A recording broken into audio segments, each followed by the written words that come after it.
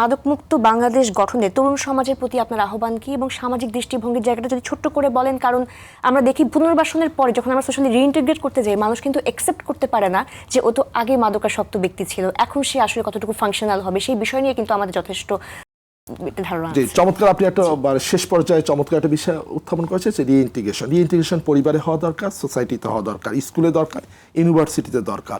একই সাথে রাষ্ট্র রিইন্টিগ্রেট কীভাবে করবে সেই জন্য রাষ্ট্রের যে মেকানিজম রয়েছে সেই মেকানিজমের সাথে তাদেরকে একটা সম্পৃক্ত তৈরি করা দরকার। সোসাইটির দৃষ্টিভঙ্গিটা হচ্ছে এমন, একজন মাদকাসক্ত যখন সুস্থ হয়ে ফিরেন তখন তিনি ক্লাবে হয়তো মেম্বার ছিলেন, ক্লাবে তাকে জায়গা দেওয়া হয় না, হয়তো সোসাইটিতে কোনো একটা বিয়ের অনুষ্ঠান হচ্ছে অথবা তার আত্মীয় স্বজনের মধ্যে একটা বিয়ের অনুষ্ঠান হচ্ছে, তাকে ইনভাইট করা হচ্ছে না, তখন কিন্তু সে ডিপ্রেসড হয়ে যায়, তার মধ্যে আবার ডিপ্রেশন দেখা দিতে পারে। কাজে সেই ক্ষেত্রে এই সোসাইটিতে দৃষ্টিভঙ্গিটা এমনভাবে পরিবর্তন করতে হবে যে তারাও মানুষ, তারা একসময় মাদকাসক্ত ছিল কিন্তু এখন তিনি ফুল রিকভার্ড হয়েছেন, এখন তিনি আগের মতো একজন মানুষ। এখন আগে যেভাবে একজন সুস্থ ব্যক্তির প্রতি যেভাবে দৃষ্টিভঙ্গি থাকে, তার সাথে যে ধরনের আচরণ করা হয়, সোসাইটিতে অবশ্যই একজন মাদকাসক্ত যখন ফিরে আসবে তাকে অবশ্যই সে ধরনের আচরণ করতে হবে। একই সাথে আপনি যে বিষয়টা অবতারণা করেছেন সেটা হচ্ছে তরুণদের কি ভূমিকা হতে পারে। আমি সর্বশেষ বলব, যারা তরুণ রয়েছেন আপনার জীবনটা কিন্তু অনেক মূল্যবান একটা জীবন, কারণ আপনার দেশের প্রতি দায়বদ্ধতা রয়েছে। দেশকে উন্নত বিশ্বের কাতায় নিয়ে যেতে হলে আপনার অবদান প্রয়োজন, জিডিপিতে আপনার অবদান প্রয়োজন।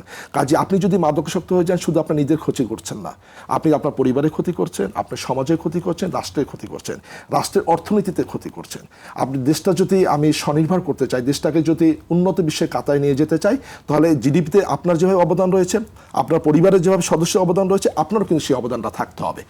আপনার মাধ্যমে ভবিষ্যৎ বংশধর আসবে, ভবিষ্যৎ প্রজন্ম আসবে। কাজে ভবিষ্যৎ প্রজন্ম যদি আমি সুস্থ পেতে চাই তাহলে আপনাকে সুস্থ থাকতে হবে।